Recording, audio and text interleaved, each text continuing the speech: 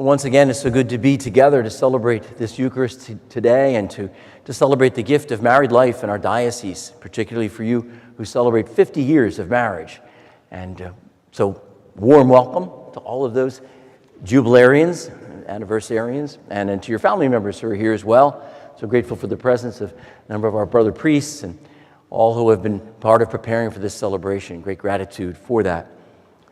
It is 1974, it doesn't seem like that long ago. I'm sure for you as well, especially.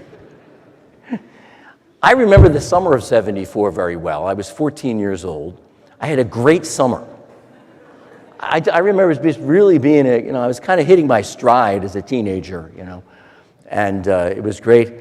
The Phillies started to win during that time too. It was just a glimmer on this horizon, but I don't think they were playing 500 ball yet, but it was close. The dark ages seemed to be disappearing. But I was looking back, remembering that there were things. So many things have changed. This great booklet that's been prepared for this. Again, thanks to the staff who prepared that. It reminds us of how much things have changed. But again, one thing I remember about the summer of '74 was there was tremendous political turmoil. So maybe certain things haven't changed that much over 50 years. But my gosh, what a great gift. My goodness, what a great gift, the married life, 50 years. And we celebrate that, and we give thanks to God for that, for the grace of the call that you received to live your discipleship of Jesus Christ in the sacrament of marriage. Dear couples, we celebrate your Jubilee. To respond to that invitation from God, to discover ultimately the presence of God in one another, and to always recognize that it would be in God, that your marriage be centered in God, that would give you the grace to continue to live that life and to discover the fruitfulness that has surely come throughout those 50 years. I know, too, that with those blessings, there's also challenges throughout the years as well.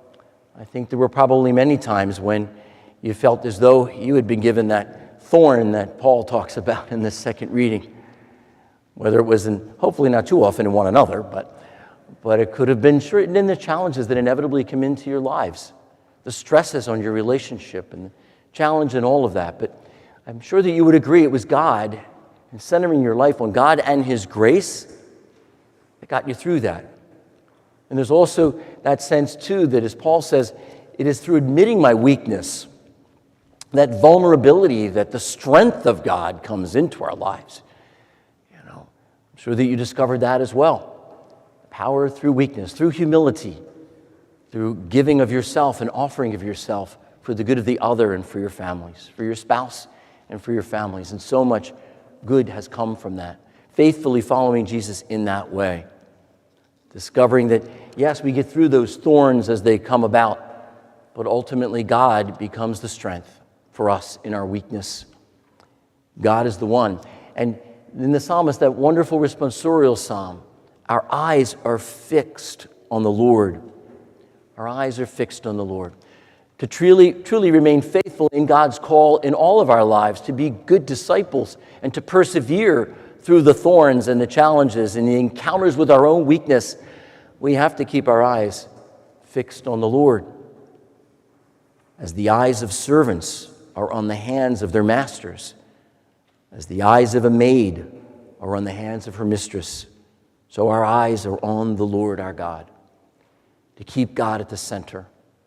I'm sure each of you has your own interpretation of that, your own experience of that, but we give thanks to God for His presence in your life and the gift of marriage that you have celebrated and you celebrate today, that centering on Him has surely been a great strength. Marriage today, especially marriage for 50 years, it's kind of prophetic in our society. You're really a wonderful witness. Perseverance through the difficulties and the ups and downs. Lots of young people today, fewer people are getting married, even within the context of the church.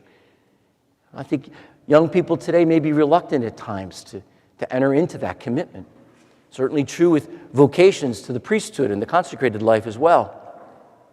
People want to continue kind of with a good bit of freedom, they think, freedom. And that sacrifice, that willingness to trust in God and to trust in the love of another person, sometimes it's very hard for people to say yes to that. And it is a prophetic witness that not only have you said yes, but you have said yes countless times over the course of 50 years in persevering in marriage through those moments of weakness and the moments of the thorns. It's a prophetic witness. We thank you for that, because your witness of 50 years reminds us of God's faithfulness, that God perseveres with us too and doesn't give up on us, that God is persevering, that faithful love that you have for each other, dear married couples, your 50th anniversary, that reflects the faithfulness of God's love for us and the fruitfulness of your marriage life in family and in so many relationships, that your married life together has given witness to God's love and God's fruitfulness and God's blessing. We're grateful for that. When you think about that prophetic witness, first of all, the Word of God, of course, on this Sunday speaks about prophets. And before talking about you, married couples celebrating your anniversary as being prophets, I think the Word of God also challenges us to listen to the prophets that speak to us today. When Jesus goes to his hometown, in the synagogue where he grew up, in Nazareth, he starts to preach, and they're first amazed by the power of his speech. They were amazed by his great deeds, the things that he had done, the wisdom that he has. But then they start to get suspicious. They say, where did he get all this? And then they start to say, well, we've known him since he was a little boy. He's a carpenter. His mother was Mary. We know the family. Who's he think he is? There was an immediate kind of shutdown, it seems. They weren't willing to listen to the prophets. We're told that Jesus even says, he was not able to perform any mighty deed there apart from curing a few sick people by laying on of hands, which is mighty enough in itself. But he was amazed by their lack of faith. And sometimes I think we need to be conscious of that ourselves, because God is still speaking to us, and sometimes he does speak to us through other people, through those prophetic voices in our lives. We don't always want to listen to it either. But God is also asking us to be prophets. As Christians, we're all called to bear witness to our faith. And you who have lived the sacrament of marriage for 50 years, you're prophets in that way. Persevering through those difficult times, experiencing the joys throughout all along, bearing witness as you have. You're prophets. We're all called to do that.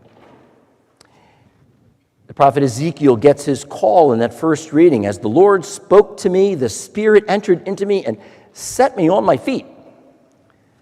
In a sense, when you first met each other, your husbands and wives, maybe you were responding to a prophetic call and you didn't even realize it. The Spirit entered your life and set you on your feet. That perhaps you had met the person that you'd spend the rest of your life with. What a wonderful moment that must have been. You see it in some of those pictures, the photographs of your marriage, the day of your wedding.